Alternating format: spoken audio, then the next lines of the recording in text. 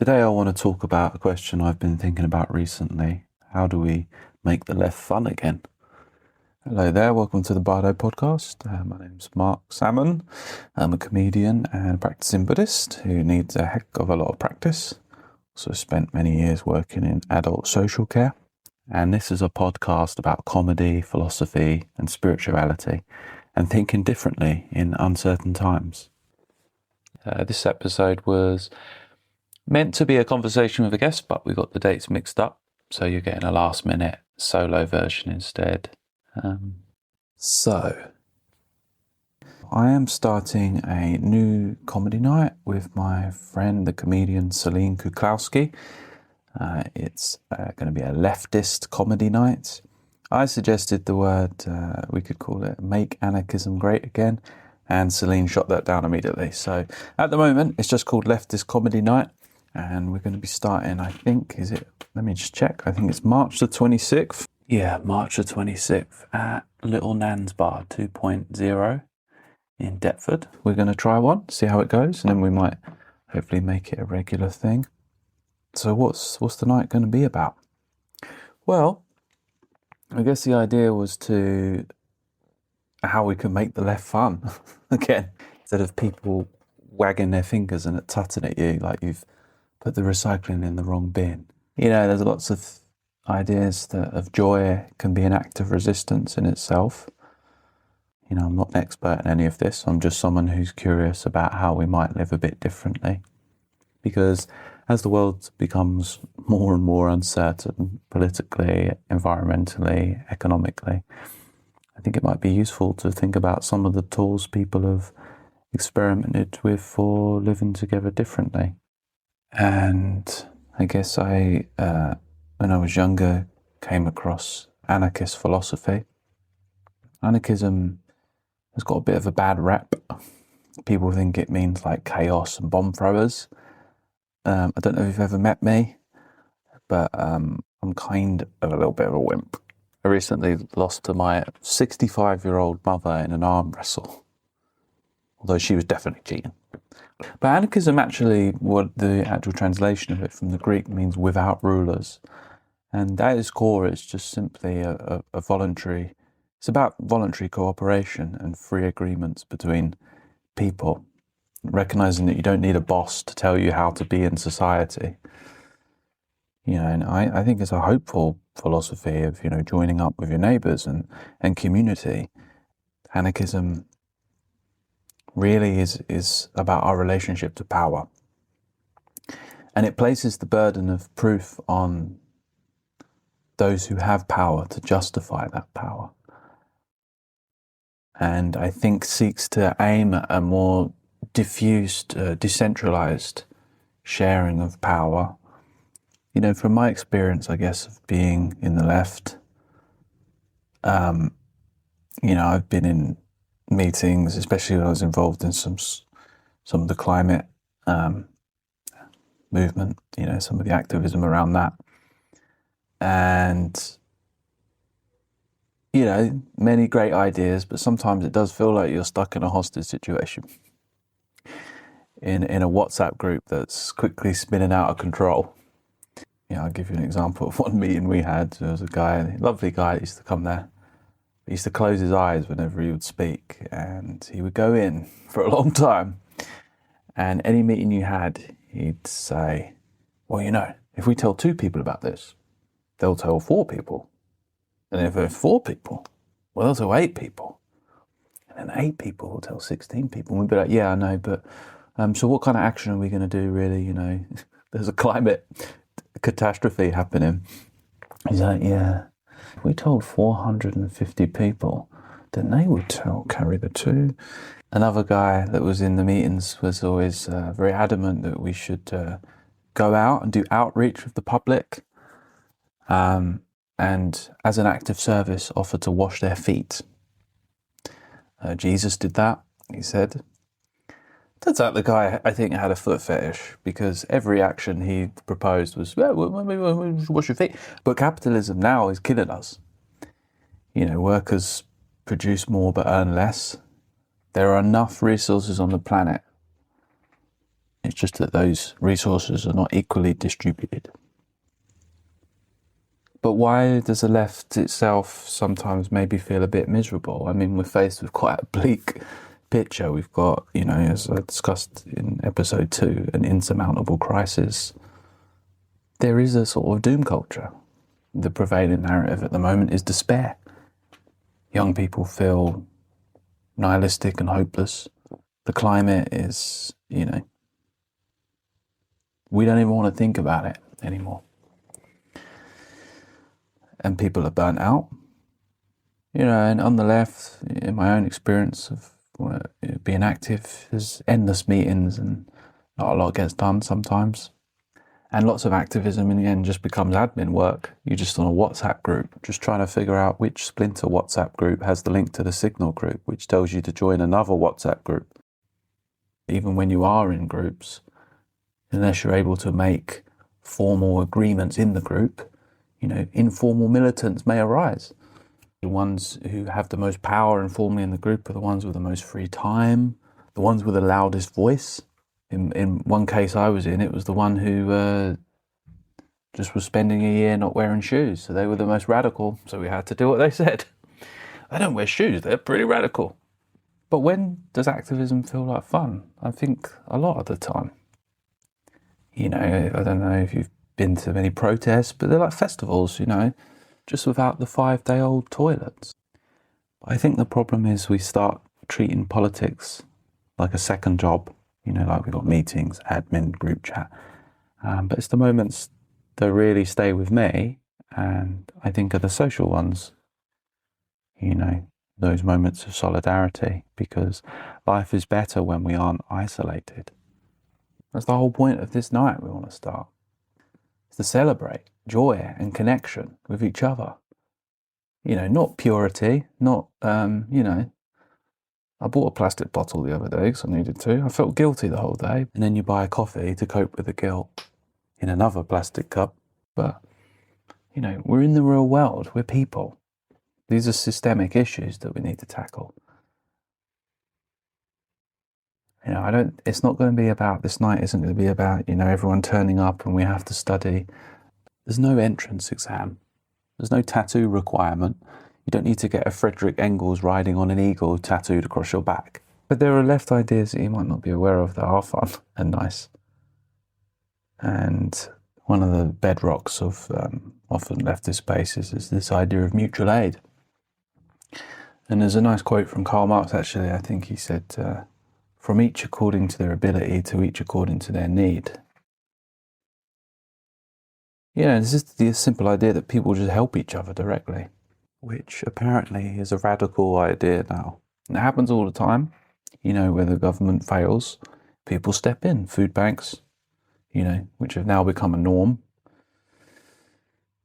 Food sharing, helping neighbours move because the landlord has kindly put up rent. During the pandemic, there was many, where I was in London, I was living in Lambeth at the time, mutual aid groups sprung up. We were all helping. Everyone was sharing information. What tends to happen though, this is why there's always a resistance to bureaucracy. Immediately a Labour councillor came in and joined the group, puffed up chest, I'm in charge of the group now. You could see the power, the old power structure just come back in and try and take over. And this happens a lot as well. And it happens internally. We've internalized a lot of these capitalist power structures, hierarchical power structures in ourselves and how we relate to others. Helping people is a great idea. Do you know what I mean? Until often what ends up happening sometimes is the same people end up doing everything. But there's many reasons for that. We're all tired. We're all tired, and we're not socialized to, in often ways, have community spirit these days, I remember as a kid having a block party. Admittedly, it was for like the Queen's Jubilee or something. It was a royalist block party, but like the idea of a block party where I live now in London seems ridiculous. And I'm not pretending I'm not terrified. I'm terrified of my neighbours. I don't want to talk to anyone. I just want to be on my phone. Googling, how do I collect my Amazon parcel from the neighbour without making eye contact? I had the opportunity to help some people out recently You know, these people knocked on my door and they asked if they could, they said they were looking over after next door neighbour's dog, and they asked if they could come in through the house because they've locked themselves out. Can they come in through our house, climb over the fence, let themselves in the garden so they can go in the back door and let the dog out? I don't know who they are, I don't know if they're burglars, but I'm quite British and I didn't want to cause a scene, so I let them in. And then as we went in, you know, I did something that was very British and I'm a bit ashamed of. I called the police. I was a stitch. My morals went like that. And then the police were speaking to me on the phone. They're like, so what happened? And I'm like, well, you know, they came to the thing and let them in. They're like, you let them in? But, you know, when you're working 37.5 minimum hours a week, I'm working a lot more than that, but when you're working just to get by, you don't have the time or space or energy to socialise with your neighbours, to think about them. You're exhausted. You're trying to repair. There's a book by Paul Lafargue, which is Karl Marx's son-in-law, called The Right to be Lazy. And this is the idea that society produces enough that we shouldn't need full-time work. This is in the middle of the Industrial Revolution, this guy's writing this, and he proposed a 3-hour workday back then. And don't forget, if it wasn't for the workers banding together, we wouldn't even have an 8-hour workday. They would have us working 16 hours a day if they could. And the other 8, updating our LinkedIn profile. But what would people actually do with all the free time, you know, if we worked 3-hour workdays? Maybe people would, you know, spend all day on Xbox, eating chocolate hobnobs. Maybe people would spend all day just doom scrolling social media, but I don't think they would. Paul Lafargue said that, you know, humans, they are productive, creative beings. And yeah, there'll be still jobs that everyone loves this ideal until someone has to clean the toilet, you know what I mean? But if you have more time, you could share that out more equally, rather than the lowest paid members of society doing the key worker jobs that we saw in the pandemic were absolutely necessary. Another idea popular in leftist space is the idea of worker co-ops. This is the idea that the worker own and run the business that they're actually doing instead of a boss. These are built around ideas of equal pay and democratic decisions, that things are transparent. Nothing's hidden from you by the boss who pretends to know everything but doesn't.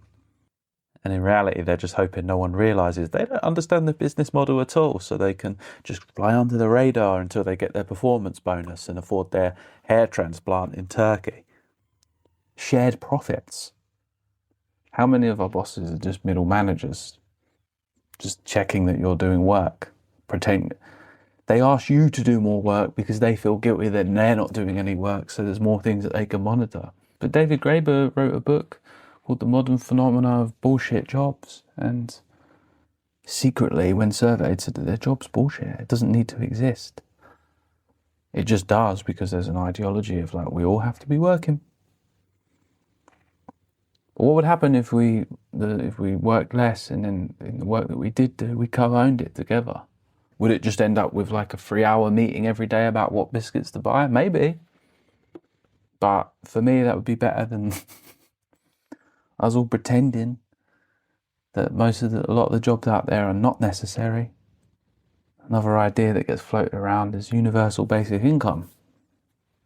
And it's the idea that everyone gets a guaranteed income, so survival isn't tied to employment. How many pointless jobs would disappear if this was the case? With the space opened up by people not decoupling their economic and existential dependence on needing a wage, they will have more free time to maybe actually get back involved in revolutionary activities such as community and direct democracy. And direct democracy is the idea that people vote directly on decisions instead of relying only on politicians. I don't know if you ever tried to get 6 friends to agree on which restaurant to go. It's difficult. Underpinning the leftist night we want to start is this notion of hope. And one of the most hopeful kind of movements I've come across is Solarpunk anarchism. which is like a hopeful vision of green cooperative cities. This is basically just like left-wing politics but with good vibes and plants. And the philosophy is about hope over despair. It rejects that billionaire narrative of building bunkers and moving to Mars. The idea is to build communal luxury over everyone striving for their own private wealth. And then you can pool those resources to create stunning communal spaces everyone can enjoy. Like imagine a public park your kids could actually play in, and a library that was open.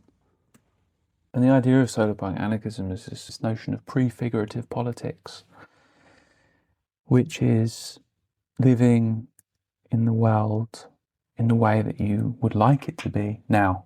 So it's building an alternative within the shell of the system. And sometimes it's also known as dual power. And these are where grassroots alternative structures, we build those more and more and more, and we start to render government unnecessary. And this can start very simply. I saw this online. It was a post by at Jenna Galazzo. It basically said that we can start by building a Facebook group for a local community. It takes less than an hour. And I know I just complained about WhatsApp groups, but yes, I'm saying start a Facebook group, but the difference is the goal. It's not just endless organising online. It's a starting point to help people actually meet each other. In the past, we used to know our neighbours. We used to borrow eggs, sugar, a ladder we promised to return one day. Kids would play together. Elders didn't die alone. They had support. Now we don't know. I don't know who lives next door. I have no idea. All I know is I'm embarrassed whenever I get into an argument with my girlfriend because the walls are so thin, because I'm stressed, because I'm working too much, and I'm getting in a pointless argument over why have I eaten all of the chocolate hobnobs. Well, sometimes I comfort eat. Sometimes I'll have a whole packet of chocolate hobnobs as the hors d'oeuvres, actually. We need to stop waiting for politicians and corporations or the economy to make things right and start building the alternative. So this is things like mutual aid networks for help without money, barter systems to trade goods and services, skill shares, tool libraries. And that was it. You create the space, you introduce yourself, and you step back and you trust your neighbours. And if there's difficulties, that's community building. You put boundaries in place and you learn from it. So we did it for hundreds of thousands of years of human existence. We can't opt out of society in that way. I don't have the resources to go live in a shack in the woods. Stop wearing clothes and wander around with a conch shell for modesty. I'm just a guy wearing shoes. But we can start building something different together. And it's happening now in the world. People, regular people, without leaders. It can happen in emergencies. You see it happen all the time, spontaneously. And in Rojava, right now, there's millions of people involved in a revolution you probably never heard about. There was a New York anarchist created this movement called Libertarian Municipalism and Social Ecology. His name was Murray Bookchin. And he argued that our destructive domination of the natural world directly stems from our institutionalized domination of each other. And in 2012, the leader of a Kurdish freedom movement was in prison, and he was visited by a couple of feminists who gave him Murray Bookchin's book. And they decided to create an autonomous region known as Rojava in northern Syria. And Rojava encompasses now roughly about 4.5 million people. It's a built governance from the ground bottom up. There's communes of 30 to 400 households which make decisions at the hyper-local level. And so power remains at the base. And they also have radical feminist politics built into it in this region of the world, which isn't known for its radical feminist politics. They have mandatory male and female co-chairs. This is happening in the world right now. Now, it is a highly complex situation, and in the real world, it's not a utopia, but I think serve as a message of hope for the world that we can organise at scale in a directly democratic way. But it has to start, I think, with these tiny little revolutions, what actually works. So, because it's the small ideas that make life better. And when we think about overturning these grand monolithic structures, we feel overwhelmed, but we're already doing so many acts of mutual aid and cooperation in our lives all the time. If you just pay attention to it, we can make life a little bit less lonely. One thing I like to do at the end of the day is I think about all the acts of kindness I've seen throughout the day. You know, like a neighbour holding the door, a bus driver waiting for someone running in the rain, trying to wolf down an egg sandwich and a chocolate hobnob at the same time. That was me. You can change your reality by seeing that, by tuning out of the negativity of the news and building something better. So as we start thinking about how we might mitigate some of the crisis in the world, I'd like to just share a few examples that people have experimented with. So many ways that these exist. You know, I don't know if you've ever heard of tool libraries. This is where people can borrow tools like books. I don't know how often you actually use a drill. Would I trust my neighbours with my power tools? I don't know. I don't even own a drill. I have to call my mum round to put up a bookcase. And she insists on arm wrestling. Time banks. This is the idea of exchanging time instead of money. So, you know, 1 hour babysitting for 1 hour bike repair. I don't know what happens if that person's terrible at babysitting. Oh, I accidentally let the baby watch Scream 6. So, sorry, unfortunately your baby is now a murderer. But it's okay with you. You know, you only need to do 30 minutes of bike repair, it's fine. I don't know. There was an anarchist group called Reclaim Croydon when I was working there with rough sleepers and the homeless, and they would set up autonomous winter shelters because the council were failing. And they also had free markets in the middle of the high street where they would do a gift economy and give things out for free. Community fridges. Communism with hummus, basically. But I think it starts rebuilding our local communities as well, and this comes back to that, starting up a Facebook group for your community, just for your road or something. Neighbourhood groups, you know, full of skill sharing, childcare swaps. Maybe the revolution is just getting to know your neighbours again. Maybe that's where it starts. Maybe the new counterculture isn't online at all. Maybe it's just real life. People meeting, eating together, laughing together. And that's why I think we want to start the night. We want to build a community. Tim Leary used to say, find the others. Can't do it on our own. The Juhuanzi people, they have this notion of insulting the meat, where if the hunter came back, everyone in the group would say, that's shit. That's a rotten buffalo you got there. And the idea was so the hunter wouldn't get too big for their boots, because they understood that in these small egalitarian bands, if you started to have hierarchies prop up, it would lead to the destruction of the group. It helps us to not be so serious. A movement, I think, that's unable to laugh at itself and acknowledge that there's real human flaws within it and in ourselves, doomed to fail, you know, or fall into some sort of like Stalinist verticality. So I don't know what the perfect leftist party would look like, because I don't think it's about that. I think an actual party is what it's about. The party's always with us, baby. You know, we often blame technology for isolating us, you know, and the way that it's used to optimize logistics and, you know, serve an algorithm that doesn't have our best interests at heart. But they can also be tools to scale decentralized mutual aid. The technology for a post-scarcity future is here now already. We have it in our hands. Maybe we don't need so many meetings anymore. Maybe we don't need so many meetings, but come and join us. It's going to be March the 26th. It's at Little Nan's Bar 2.0 in Deptford. Little Nan's Bar 2.0. I'll put a link in the show notes to the night. And also, if any of these ideas are interesting to you that I've spoken about, I'm going to put some resources in the show notes as well, so you can explore further. You know, no one's coming to save us. We're all that's left. Which sounds bleak, but it also means that the future is made out of ordinary people. Let's have a laugh. You know, we can't wait anymore for systemic change. We need to start to co-create autonomous communities, rooted in solidarity and radical hope. So it'd be great to see you there. Before we go as well, people have been messaging me, asking me different questions about some of the episodes, some of the topics that came up. If you'd like to send some questions, reflections, or something you're unsure about, you can leave me a voice note on Instagram, or contact me via my website, marcsalmoncomedy.com. I'll play it out on the podcast, I think, and I can, I might not have any answers, but maybe it'll provoke some reflections from me or whatever.